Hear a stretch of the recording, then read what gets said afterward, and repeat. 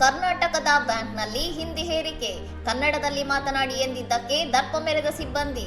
ಕರ್ನಾಟಕದ ಪ್ರಮುಖ ಬ್ಯಾಂಕ್ ಒಂದರಲ್ಲಿ ಕನ್ನಡದಲ್ಲಿ ವ್ಯವಹರಿಸುವಂತೆ ಕೇಳಿದ ಗ್ರಾಹಕರ ವಿರುದ್ಧ ಸಿಬ್ಬಂದಿಯೊಬ್ಬರು ಅತ್ಯಂತ ಉದ್ದಟತನದಿಂದ ಪ್ರತಿಕ್ರಿಯಿಸಿರುವ ವಿಡಿಯೋ ಸಾಮಾಜಿಕ ಜಾಲತಾಣಗಳಲ್ಲಿ ವೈರಲ್ ಆಗಿದೆ.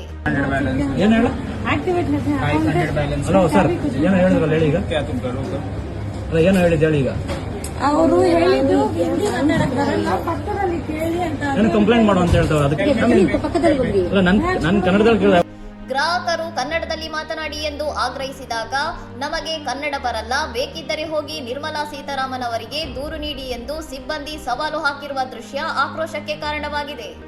ಬ್ಯಾಂಕ್ ಸಿಬ್ಬಂದಿಯ ಈ ದರ್ಪದ ವರ್ತನೆಗೆ ಕನ್ನಡಿಗರಿಂದ ತೀವ್ರ ವಿರೋಧ ವ್ಯಕ್ತವಾಗಿದ್ದು, ಸ್ಥಳೀಯ ಭಾಷೆ ತಿಳಿಯದ ಸಿಬ್ಬಂದಿಯನ್ನು ನೇಮಿಸಿ ಗ್ರಾಹಕರಿಗೆ ತೊಂದರೆ ನೀಡುತ್ತಿರುವುದಕ್ಕೆ ಸಾರ್ವಜನಿಕರು ಕಿಡಿಕಾರಿದ್ದಾರೆ. ಈ ಬಗ್ಗೆ ಪ್ರತಿಕ್ರಿಯಿಸಿರುವ ನೆಟ್ಟಿಗರು, ಕರ್ನಾಟಕದಲ್ಲಿ ಸೇವೆ ನೀಡುವ ಬ್ಯಾಂಕ್ಗಳು ಸ್ಥಳೀಯ ಮಾರುಕಟ್ಟೆಯನ್ನು ಗೌರವಿಸಬೇಕು ಮತ್ತು ಕನ್ನಡ ಬರುವ ಸಿಬ್ಬಂದಿಯನ್ನೇ ನೇಮಿಸಬೇಕು ಎಂದು ಅಭಿಪ್ರಾಯಪಟ್ಟಿದ್ದಾರೆ.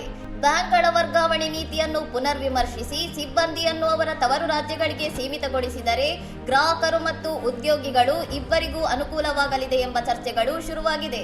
ಇನ್ನಷ್ಟು ಸುದ್ದಿಗಳಿಗಾಗಿ ನೋಡ್ತಾ ಇರಿ ಸೌರಂ ಟಿವಿ.